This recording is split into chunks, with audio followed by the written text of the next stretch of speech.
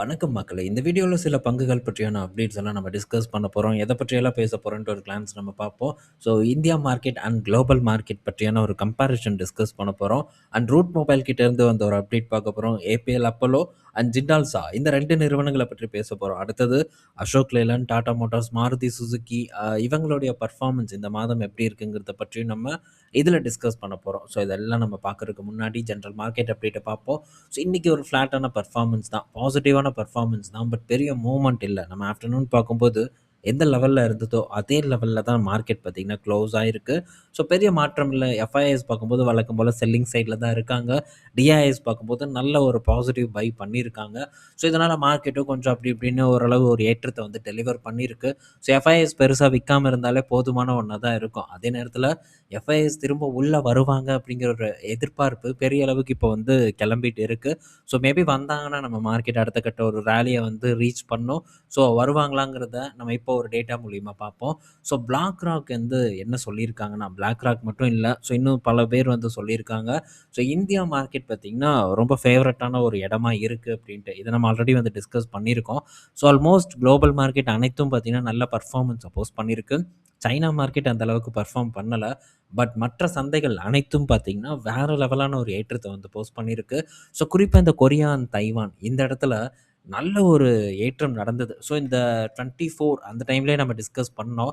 So China market and இந்த மாரி Korea, Taiwan போன்ற இடத்துக்கு வந்து பணம் போகுது அப்படின்ட்டு. பட் நமக்கு அந்த இடத்துல அந்நேரத்துல ஆப்பர்ச்சுனிட்டின்னு பார்க்கும்போது சைனா மார்க்கெட்ல தான் இருந்தது. அதனால சைனா மார்க்கெட்ட பற்றி தான் நம்ம தொடர்ந்து டிஸ்கஸ் பண்ணோம். இந்த 2 மார்க்கெட்ட நம்ம டிஸ்கஸ் பண்ணல. ஸோ சைனா மார்க்கெட்டும் ரிட்டர்ன் குடுத்தது. அதே நேரத்துல இந்த தைவான் அண்ட் கொரியா மார்க்கெட் பார்க்கும்போதும் பெட்டரான பெர்ஃபார்மன்ஸ வந்து போஸ்ட் பண்ணியிருக்கு.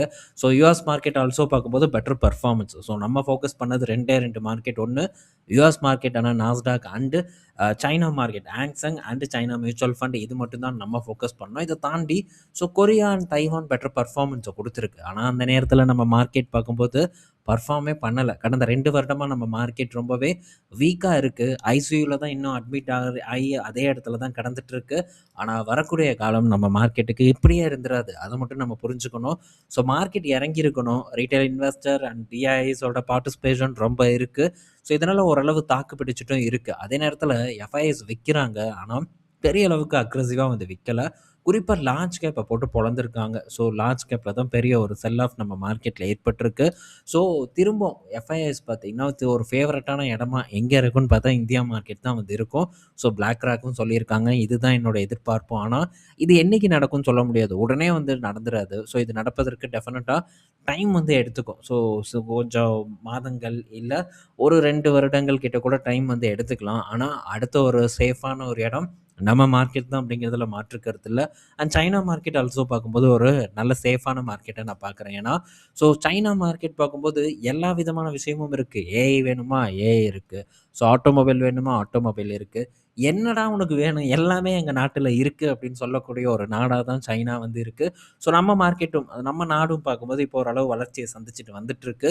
ஸோ நம்ம மார்க்கெட்டும் ஃபேவரா இருக்கும் அப்படிங்கிற எதிர்பார்ப்பு எனக்கு அதிகமா இருக்கு. ஸோ அதனால இந்த 2 மார்க்கெட் சைட்ல நம்ம கொஞ்சம் பாசிட்டிவா இருக்கலாம். அதுவும் அதே மாரி ஹாங்செங் பீஸ பத்தி நம்ம ரீசென்ட்டா டிஸ்கஸ் பண்ணோம். ஸோ ஒரு கண்ணு வச்சுக்குவோம். சான்ஸ் ஏற்பட்டதுன்னா கண்டிப்பா அப்டேட் பண்றேன். ஸோ இந்த ஏஐ ராலி பெரிய அளவுக்கு நடந்தாச்சு. ஸோ இதுக்கப்புறம் மேபி கூட ஏற்படலாம். ஆனாலும் இந்த இடத்துல நம்ம கேர்ஃபுல்லா வந்து இருக்கணுங்கிறத மட்டும் ஞாபகத்துல வச்சுக்கோங்க. ஸோ நம்ம மார்க்கெட்ல அட்ராக்டிவான சான்ஸ் ஏதாச்சும் ஏற்பட்டதுன்னா, அதன் பக்கம் தான் நம்ம நிக்கணுங்கிறது என்னோட கருத்து. ஸோ அடுத்தது பார்த்தீங்கன்னா, ரூட் மொபைல்க்கு பார்த்தீங்கன்னா, ட்ரூ காலர் கூட வந்து ஒரு பார்ட்னர்ஷிப் வந்து போட்டிருக்காங்க. ஸோ அவங்களுக்கு இந்த மெசேஜிங் உட்பட ஐஓடி சேவைகள வழங்குவதற்காக இந்த பார்ட்னர்ஷிப் வந்து நடந்திருக்கு. ஸோ ட்ரூ காலர்ல கிட்டத்தட்ட ஒரு 500 மில்லியன் சப்ஸ்கிரைபர் கிட்ட இருக்காங்க. 500 மில்லியன் யூசர்ஸ் வந்து இருக்காங்க. ஸோ ரூட் மொபைல் இப்போ பார்ட்னர்ஷிப் பண்ணது இதுக்கு ஒரு பாசிட்டிவ் நியூஸா மாறியிருக்கு. இன்னைக்கு டேல ஒரு ஏற்றத்தையும் வந்து போஸ்ட் பண்ணியிருக்கு இந்த ரூட் மொபைல். பட் இந்த ரூட் மொபைல் எல்லாம் இன்னும் வந்து உட்காந்து டீப்பா ஸ்டடி பண்ணா தான் இதில இருக்க வாய்ப்பே நம்ம பிடிக்க முடியும். ஸோ இதெல்லாம் ரொம்பவே பார்த்தீங்கன்னா, ஒரு ரொம்ப கஷ்டப்பட்டு புரிதல் ஏற்படுத்தக்கூடிய ஒரு இடமா இருக்கு. ஸோ அந்த அளவுக்கு எனக்கு ஒரு ஒரு மனநிலைமை இல்ல. ஸோ மேபி இதில புரிதல் இருந்ததுன்னா, நீங்க செக் பண்ணி பார்த்துட்டு எனக்கும் கூட வந்து எக்ஸ்ப்ளைன் பண்ணுங்க. அதுக்கப்புறம் நான் வந்து ஈஸியா இத இன்னும் எப்படி அண்டர்ஸ்டாண்ட் பண்ணலாம் அப்படின்ட்டு நான் ட்ரை பண்ணிக்கிறேன். So next APL Apollo. So இவங்களுடைய வால்யூம் பார்த்தீங்கன்னா, சேல்ஸ் வால்யூம் வந்து இந்த Q1ல டிக்ளைன் ஆயிருக்கு 6%. ஸோ அப்போ ஜிண்டால்ஸாவுக்கும் கண்டிப்பாக இதுதான் நடக்கும். ஸோ சேல்ஸ் வந்து டிக்ளைன் ஆவதற்கான வாய்ப்பு தான் இருக்குது. ஸோ இந்த 2 பேர் தான் இந்த பைப் பொறுத்த வரைக்கும், அதாவது இந்த ஸ்டீல் டியூப் பைப்ஸ் எல்லாம் பொறுத்த வரைக்கும் ஒரு பெரிய பிளேயராக வந்து இருக்காங்க. ஸோ 2 பேருமே பார்த்தீங்கன்னா நல்ல ஒரு ஏற்றத்தை கொடுத்த நிறுவனங்கள் தான். ஸோ ஏற்றத்தை கொடுத்ததுக்கப்புறம் பார்த்தீங்கன்னா ஒரு நல்ல பீக்ல இருந்து 2மே பார்த்தீங்கன்னா சரிவடைஞ்சிருக்கு. ஸோ ஜிண்டால்ஸா பற்றி நம்ம பலமுறை வந்து டிஸ்கஸ் பண்ணியிருக்கோம். ஸோ இப்போ நம்ம ஒரு கடந்த ஒரு 4, 5 வருடத்தோட பெர்ஃபார்மன்ஸ் அப்படின்னு எடுத்து பார்த்தா, ஆல்மோஸ்ட் ஒரு ரூ. 1000 கிட்ட இருந்தது. ஸோ ரூ. 2200 வரைக்கும் போயிருக்கு. டபுள் த ரிட்டர்ன குடுத்து, இப்போ பார்த்தீங்கன்னா, சின்னதா ஒரு கரெக்ஷன இந்த ஏபிஎல் அப்போலோ வந்து சந்திச்சிருக்கு. ஆனா சேம் டைம் ஜிண்டால்ஸா வேற லெவலான ஒரு பெர்ஃபார்மன்ஸ குடுத்த ஒரு நிறுவனம் தான். ஸோ அதில மாற்று கருத்து இல்ல. ஸோ இந்த பங்க பற்றி நம்ம அந்த டைம்லயே வந்து இண்டிவிஜுவல் ஸ்டாக் அனாலிசிஸ்ல டிஸ்கஸ் பண்ணியிருக்கோம். அண்ட் இப்போ ரீசென்ட்டா கூட இத பற்றி நான் தனியா ஒரு வீடியோவே வந்து போஸ்ட் பண்ணேன். நெறைய பேர் வந்து கேட்டுட்டு இருந்தனால. பட் அதுக்குள்ள பெருசா ரீச்சே வந்து இல்ல. ஸோ அந்த வீடியோ இருக்கும்னு நெனைக்கிறேன். மேபி செக் பண்ணணும்னு நெனச்சா நீங்க செக் பண்ணி பாருங்க. ஸோ 2 நிறுவனமும் ஒரு ஒரு நல்ல ஒரு இடத்த தொட்டு கரெக்ட் ஆயிருக்கு. அதில ஜிண்டால்ஸா கொஞ்சம் எக்கச்சக்கமா கரெக்ட் ஆயிருந்தது. ஸோ இப்ப திரும்ப பார்த்தீங்கன்னா, ஒரு ரெக்கவர போஸ்ட் பண்ணிட்டு இருக்கு. மேபி வரக்கூடிய காலாண்டுல இவங்க சேல்ஸ் டிக்ளைன் ஆகலாம்னு நான் நெனைக்கிறேன். ஏதாச்சும் பிசினஸ் அப்டேட் வந்ததுன்னா நான் பார்த்துட்டு சொல்றேன். பட் இப்போதைக்கு ரொம்ப நாள் ஆச்சு இந்த நிறுவனத்த பற்றி நம்ம டிஸ்கஸ் பண்ணி. ஸோ அதனால இந்த நேரத்தில இத நான் எடுத்துட்டு வந்திருக்கேன். அடுத்தது அசோக் லேலாண்டோட சேல்ஸு. ஸோ இந்த நேரத்தில எல்லாத்தையும் நம்ம பார்க்கணும். வெறும் அசோக் லேலாண்ட மட்டும் நம்ம பார்க்கக்கூடாது. So Tata motor commercial vehicle சூப்பரான சேல்ஸு. 40,000 வண்டி கிட்ட வித்திருக்காங்க டோட்டல் சேல்ஸு. அசோக் லேலாண்ட் பார்க்கும்போது ஒரு 19,200 கிட்ட வந்து வித்திருக்காங்க டோட்டல் சேல்ஸு. எய்ச்சர் மோட்டார் பார்க்கும்போது ஒரு 9,800 கிட்ட வந்து வித்திருக்காங்க. ஆல்மோஸ்ட் எல்லாத்தோட சேல்ஸுமே இந்த மாசம் சூப்பரா வந்து இருந்திருக்கு. நல்ல பெர்ஃபார்மன்ஸ் வந்து கமர்ஷியல் வெஹிக்கிள் நிறுவனங்கள் பண்ணியிருக்காங்க.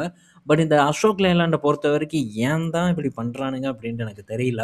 ஸோ நான் நல்லா எக்ஸ்பெக்ட் பண்ணேன். நான் ஃபர்ஸ்ட்டு இந்த அசோக் லேலாண்ட ஒரு டைம்ல கன்சிடர் பண்ணும்போது, ஸோ நான் உங்க கூட டிஸ்கஸ் பண்ணியிருக்கேன். ஸோ அப்ப பார்த்தீங்கன்னா, இவங்க சில பிளான்ஸ் எல்லாம் வந்து குடுத்தாங்க. நாங்க வந்து லைட் கமர்ஷியல் வெஹிக்கிள்ல மாடல்ஸ வந்து புதுசா இன்ட்ரோடியூஸ் பண்ண போறோம். ஸோ இந்த இடத்த நாங்க பெரிய அளவுக்கு வந்து ஆக்கிரமிக்க போறோம். அப்படி இப்படின்ட்டு பில்டப் குடுத்தானுங்க. கடைசிக்கு பார்த்தா படா தோஸ்தியே கட்டி அழுகுறானுங்க இந்த அசோக் லேலண்ட். பெரிய அளவுக்கான ப்ராடக்ட் இம்ப்ரூவ்மெண்ட் அண்ட் ப்ராடக்ட்ட வந்து இன்னும் மாத்தக்கூடிய ஒரு வேலைய இவங்க பண்ணாம தான் வந்து இருக்காங்க. ஆனா நீங்க மற்ற நிறுவனங்கள் பாருங்க. எய்ச்சர் மோட்டார், அசோக் லேலாண்ட் இந்த தோஸ்த் மாரியே வண்டிய விட்டுருப்பான். அண்டு டாடா இன்ட்ரா இருக்கு. மகேந்திரா வீரோ ஸோ அவனும் விட்டுருக்கான். எல்லாரும் பார்த்தீங்கன்னா விட்டுட்டு இருக்காங்க. இவன் மட்டும் தான் மாறாம இருக்கான். ஸோ கண்டிப்பா வந்து மாறணும். ஸோ மாற்றம் அதாவது இன்னும் 2, 3 மாடல் கொண்டு வந்து என்கிட்டயே இருக்குடா, நீ வேற கம்பெனிக்கு போகாத. உனக்கு என்ன மாரியான மாடல் வேணும்? ஸோ எந்த மாரியான அ இது இருக்கிற மாரி ஸ்பெக்ஸ் இருக்கிற மாரி வாகனம் வேணும் அப்டின்ட்டு இவனே வந்து குடுக்கணும். ஒரு வேரியண்ட்ட குடுக்கணும். பட் வேரியண்ட்டே இல்லாம, இங்க பாரு தோஸ்த் இருக்கு, படா தோஸ்த் இருக்கு. உனக்கு எது வேணும் அப்டின்னு கேட்டா, கண்டிப்பா அது நல்லா இருக்காது. ஸோ அசோக் லேலண்ட் வாங்கணுன்ட்டு போறவங்க தான் வாங்குவாங்களே தவிர, ஸோ ஆப்ஷன்ஸ் நெறைய தேடுறவங்க டெஃபினட்டா போமாட்டாங்க. ஸோ இத இவங்க இம்ப்ரூவ் பண்ணணும். மகேந்திரா சூப்பரா பண்ணியிருக்காங்க. டாட்டாவும் சூப்பரா வந்து பண்ணியிருக்காங்க. இவன் அவங்கள பார்த்து கத்துக்கணும் அப்படிங்கிறது என்னோட கருத்து. ஸோ நெக்ஸ்ட் பார்த்தீங்கன்னா, அசோக் லேலண்ட் பார்த்தீங்கன்னா, இந்த ஹெவி கமர்ஷியல் வெஹிக்கிள்ல ஸோ ஏர் சஸ்பென்ஷன வந்து கொண்டு வந்திருக்கிறதா ஒரு தகவல் வந்து குடுத்துருக்காங்க. இந்தியாலயே ஃபர்ஸ்ட் அப்படிங்கிறாங்க. பட் நமக்கு இத பற்றி பெருசா ஒரு வியூ இல்ல. பட் இவங்க பெருசா கான்சன்ட்ரேட் பண்ணக்கூடிய இடமே, ஸோ ஹெவி வெஹிக்கிள்ல தான் வந்து பெருசா கான்சன்ட்ரேட் பண்றாங்க. பஸ்ஸு அண்ட் ட்ரக்கு ஸோ இந்த மாரியான இடத்துல தான் பெரிய அளவுக்கு கான்சன்ட்ரேட் பண்றாங்க. அண்ட் இந்த செக்மெண்ட்ல கொஞ்சம் கூடுதலா ஸ்ட்ராங் அப்டின்னே நம்ம சொல்லலாம். டாடா மோட்டார்ஸ்க்கு அடுத்தபடியா. அண்ட் டாடா மோட்டார்ஸ்க்கு ஈக்குவலா பேசக்கூடிய ஒரு நிறுவனம்னா அது அசோக் லேலண்ட் தான். ஸோ இந்த இடத்த அவங்க இன்னும் இம்ப்ரூவ் பண்றதுக்கு முயற்சி எடுக்குறாங்க. பட் அத லைட் கமர்ஷியல் வெஹிக்கிள்ல பண்றதுக்கு ரொம்ப தாமதம் பண்றாங்க. அது ஒரு பின்னடைவா நான் பார்க்குறேன். இது வந்து தொடர்ந்து இருந்ததுன்னா, ஸோ அவங்களுடைய சேல்ஸ் வந்து குறைவதற்கான வாய்ப்பு இருக்கு.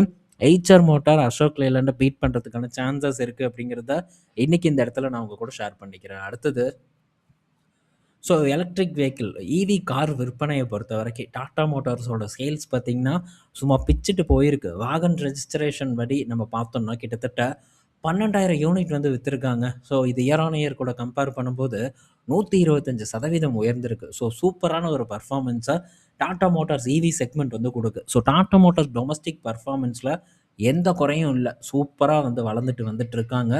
இருந்தாலும் அவங்களோட எனக்கு கண்ணுக்கு படக்கூடிய குறை அந்த குளோபல் அப்டேட் தான். ஸோ அதாவது குளோபல் பிசினஸ் தான் பெரிய குறையா படுது. பட் டொமஸ்டிக்ல சூப்பரா பண்றாங்க. ஈவியோட பிசினஸும் ரொம்ப நல்லா பெர்ஃபார்ம் பண்ணிட்டு இருக்கு. ஆனா அதே நேரத்தில லேட்டா தான் வந்தாங்க மகேந்திரா. பட் அவங்களும் நல்ல ஒரு வளர்ச்சிய காமிச்சிட்டு இருக்காங்க. கிட்டத்தட்ட 7,000 வண்டிக்கு மேல அவங்களும் வந்து வித்திருக்காங்க. 2 பேருக்கும் ஒரு 5,000 கிட்ட தான் வந்து டிஃபரன்ஸ் இருக்கு.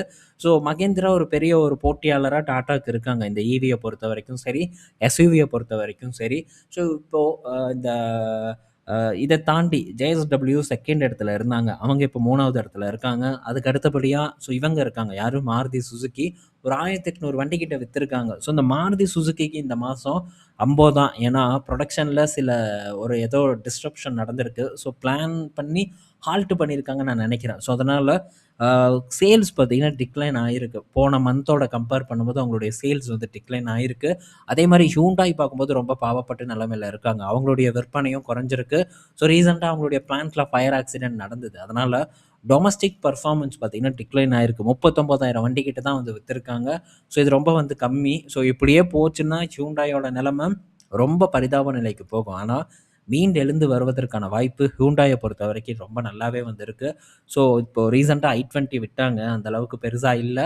கிரெட்டா டிசைன் நல்லா இருக்கு. கிரெட்டா பார்ப்போம் எப்ப லான்ச் பண்ண போறாங்கன்ட்டு. அண்ட் இன்னும் சில புது மாடல்ஸ இறக்கறதுக்கான பிளானும் இருக்கு. அதனால இடையில ஒரு ஒரு ஒரு குறுகிய காலத்தில 1லிருந்து ஒரு 2 வருடத்தில சரிவு ஏற்பட்டாலும் கூட, நமக்கு ஹியூண்டாய் பொறுத்தவரைக்கும் ஒரு சான்ஸ் ஏற்படலாம். ஆனா இப்போதைக்கு இல்ல. பட் நம்ம தொடர்ந்து வந்து வாட்ச் பண்ணுவோம்.